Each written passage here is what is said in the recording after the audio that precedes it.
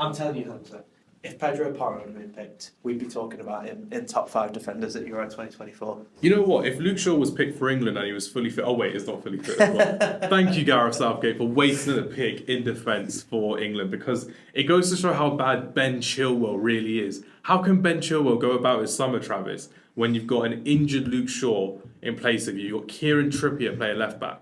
You must be really bad at left-back to not be playing for England in the European Championships. That friendly against Belgium really hurt his reputation. There we go, guys. We are back again for another fantastic conversation on Friday Night Counter-Attack. We are rocking, we're rolling, we are here. Travis and I, we're going to be talking about some of our favourite defenders that we've been watching at the European Championships. And I know it says top 5 defenders. We may be talking about Van Dijk. We may be talking about Rudiger. But we're also going to throw in a bit of a curveball here, there and everywhere in terms of defenders to talk about as well, because we're at the end of the group stages. We've been impressed by some defenders, and no, we're not going to be talking about Calafiori, the guy with the aura from Italy. So if you're here for Calafiori, let's move on to another video for you. Let's see who we've got. Travis, let's talk a bit more. You know what, let's start with England. We've had a very good defensive tournament so far as well. We are going to talk about someone who I've loved to watch more and more and more. John Stones, but we're not going to really talk about John Stones. We're going to talk about his partner, Marc Guehi, because John Stones we know is world class. We know he's been England's best centre back for nearly a decade now. It's been absolutely fantastic to see him shine. Let's talk more about Marc Guehi. We've watched England games. We've seen them in the most boring team in the tournament. But what have you enjoyed about Marc Guehi's game in this England national team? I think I've really enjoyed seeing him take responsibility as a starting centre half. He's started all 3 of our games in the group stage so far. He's had big shoes to fill with Harry Maguire, because I know, of course, he's not in the squad, Maguire, and he's always been fantastic for England, Maguire, really. Yeah. So he has had big shoes to fill, and I think he's filled them fantastically. I mean, he tops the tournament so far for ball recoveries. I think he's been really, really important. Really? Oh. Yeah. 26, I think it is, off the top of my head. So he's been very, very important to the way that England have been playing, which is very poorly, but he has been very important nonetheless. Poorly in attack and in midfield. In defence, we've been okay. Yeah. Thanks to Marc Guehi. Yeah, thanks to him. Big thanks to him. And I think, Thank you for your service, Marc Guehi. Appreciate it. Stones has been very good, but I think he's looked a little bit leggy. Obviously, he's only half fit, isn't he, really? Marc Guehi's compensating in terms of that pace and that recovery, like you said. That is why he's been so important, and it shows, yeah. Balls recovered, 26. He's number 1 joint with Willy Orban for Hungary. So, yeah, he's been very, very good so far, and I think he's shown just how good he is. When everything comes push and shove, when everyone's fully fit for England, this may be one of Gareth Southgate's better decisions as an England manager to start Guehi. I was claiming Ezri Konsa should have started for England. He still may be a great defender, but he may not be starting as a centre-back for England. Would you agree in terms of this may be one of Gareth Southgate's better decisions in terms of squad selection, picking Marc Guehi as a starting centre-back? I would totally agree. Yeah, coming into this tournament, I said the same thing. I said put Stones on the left-hand side of centre-back and put Konsa on the right-hand side. But he's proved me wrong. If I'm picking my best England 11 right now with everyone that's available, Guehi's in there. I think even over with Maguire. People, I was just about to say, even with people who aren't available, if you're throwing people like Maguire in, I think I probably would start Guehi over Maguire now, based on how he's played in this tournament so far. I mean, look, we've not played anyone with real top level quality yet so far. Denmark are a very good nation. Maybe found out in terms of pace. Exactly. He's still a little bit unproven. When we play against a team with attackers who are quicker than him, if we played France with an Mbappe or Germany with a Sane or somebody like that, he may well get found out yet.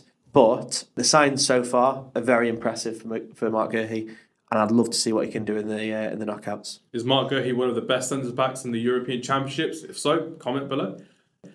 Right, let's talk about someone else, Travis. Who's impressed you the most? Let's hear it. I want to see someone who maybe has been at the top of their game in their domestic form, but for their country, who's impressed you the most? So far, I've been very, very impressed with Aymeric Laporte. We spoke about him a little bit earlier today. We're not really talking about his Saudi form, by the way. We're just talking about him being in Spain. Just international, yeah. He's been fantastic. We don't watch Saudi football as often as we watch Champions League football, Premier League football, so we're not going to become the Saudi experts overnight. But Aymeric Laporte, let's hear it, man. Yeah, look, I'm very impressed with him. We spoke about it earlier, and I was saying that I was very disappointed when I saw him go to Saudi, just because he's a player that I've always really, really liked, and I wanted to see him more. So for him to move to a league where I can't really watch him as often was a little bit disappointing for me. But seeing him just absolutely dominating at the back for Spain so far this tournament, putting up some really good displays, really impressing, and Not really being phased when you're looking at him. no, he looks very, very relaxed and very calm. Yeah, He was very comfortable against Federico Chiesa, one of my favourite players in the tournament so far. He was just unfazed by it as well. And it looked like when you're going to play against one of these players from Saudi Arabia, we saw it at AFCON as well, they weren't up to match sharpness. But when you're looking at it in terms of the European players, Mitrovic's look good, Ronaldo's look good, N'Golo Kante's look fantastic. Laporte doesn't look like he's not been at Man City. It looks like it's just been another Man City season for Aymeric Laporte. And I kind of get why De La Fuente's picked him over Pau Torres. I kind of get why Kubarsi's not in the squad. Sorry, Sarah, but I know why he's gone for Aymeric Laporte, because that experience, that know-how, that ball playing, that retention of ball as well at the back, it's been very reliable for Spain. It's allowed the attacking players to flourish. And dare I say, Fabian Ruiz has had a fantastic tournament in midfield because of the composure, the calmness at the back. And as we know in international football, when you've got a solid defence, your attacks can thrive. And Laporte has done that with Lenormand as a right centre-back as well.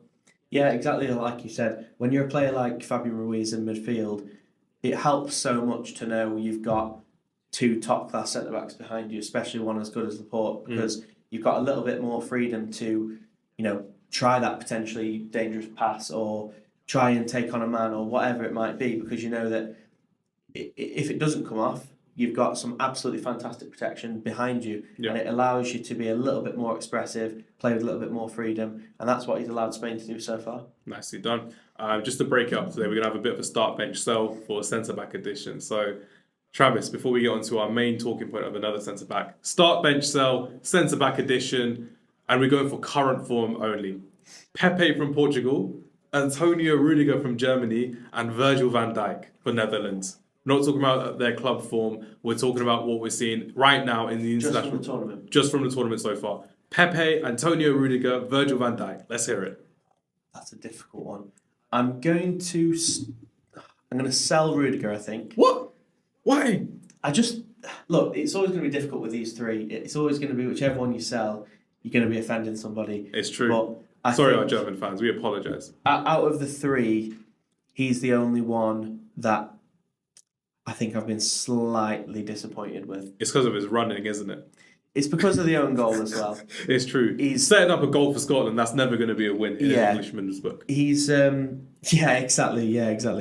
Public enemy number one. You're German and you scored a goal for Scotland. Come on now, Rudiger. Do better than that. Yeah, he's just not quite been as good as the other two. I think Pepe and Van Dijk, that's a really, really difficult one with how well they've both played at the tournament so far. I think it is literally toss of a coin. I'm going to start Van Dijk and then bench Pepe. Okay. Only because I know you're going to start Pepe, so we'll have a little bit of variety. How the hell is he a mind reader, ladies and gentlemen? That's crazy. I am going to start Pepe. I am going to bench Antonio Rudiger, and I'm going to sell Virgil van Dijk. Virgil van Dijk, for me, he cost the Netherlands their second place by his awful defending for that Marcel Sabitzer goal. And when you're looking at the captain of the Netherlands as well, you want to see a bit more commanding spirit. We talk about Van Dijk aura, about how he likes to stop people like that as well. Not a thing for me.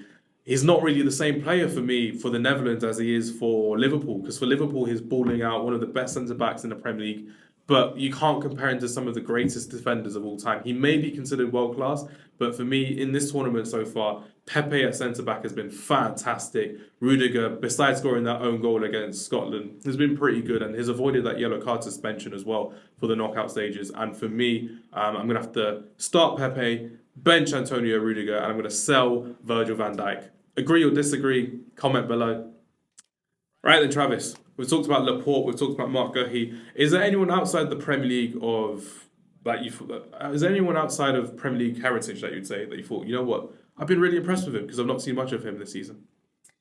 There's been one guy who I saw him start the last game for Belgium. I didn't think he was even still in the squad. I thought he was retired, if I'm completely honest with you. Ooh. Someone who holds a special place in my heart as a Tottenham fan. Not so special if you thought he retired. Well, not that special, I guess, but Jan Vertonghan. Oh, let's hear it. I saw him line up for Romania against Romania for Belgium. Yeah.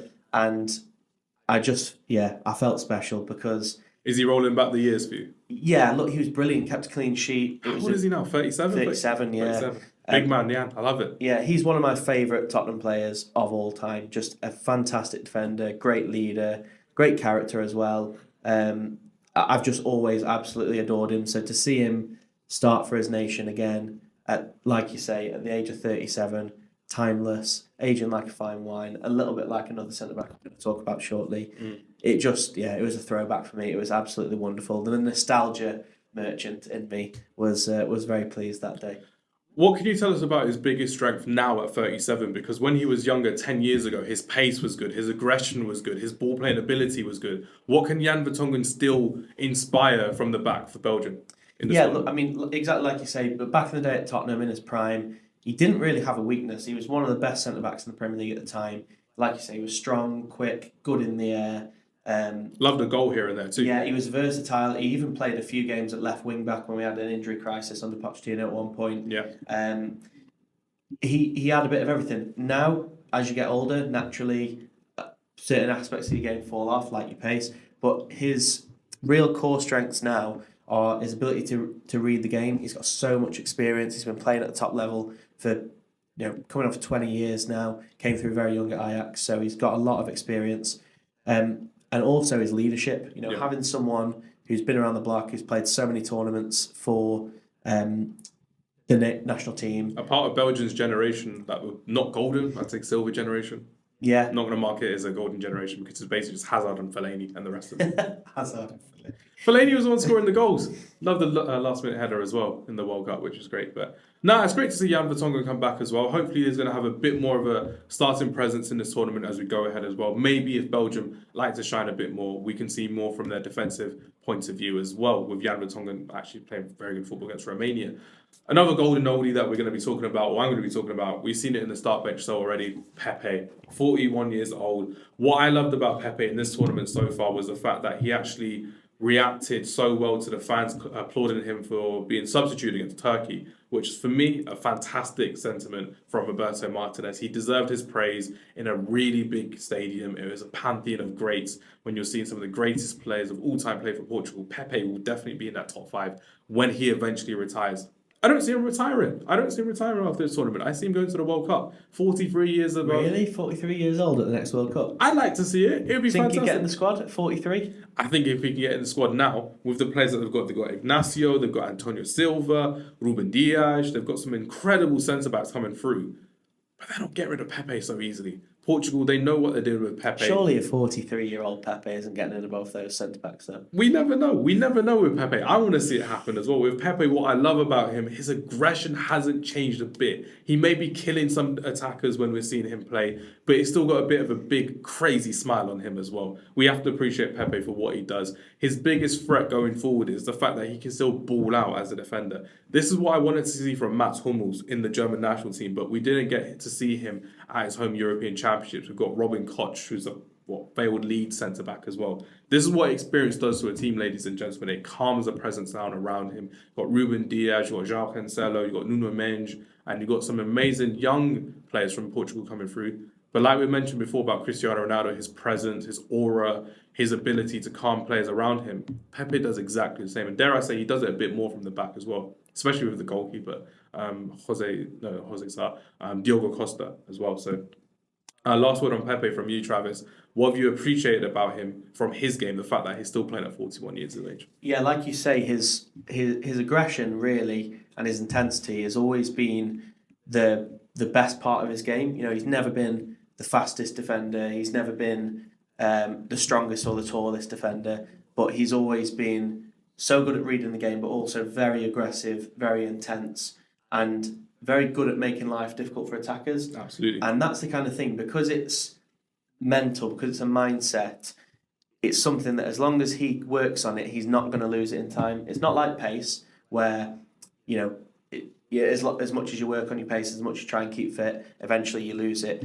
With that mindset, with that aggression, as long as he keeps working on it, he's going to keep that, and that is the best part of his game. So that's what I've loved to see, that's not waned over time. Sometimes you see that with these players who really rely on their aggression and their mentality. When that starts to slip, they lose their quality. That has not happened with Pepe at all. And like you say, I do think this will be his last tournament for Portugal. But if he does go to that next World Cup, I wouldn't even be surprised. Even if he goes as a squad player, just as a bit of experience, a bit of leadership in the... Calmness in the dressing room. Exactly. Coming on in the last maybe 10, 15, 20 minutes of a game when they're a goal up and they just need to see out the result just for a bit of leadership and a bit of calmness and keeping everyone on side.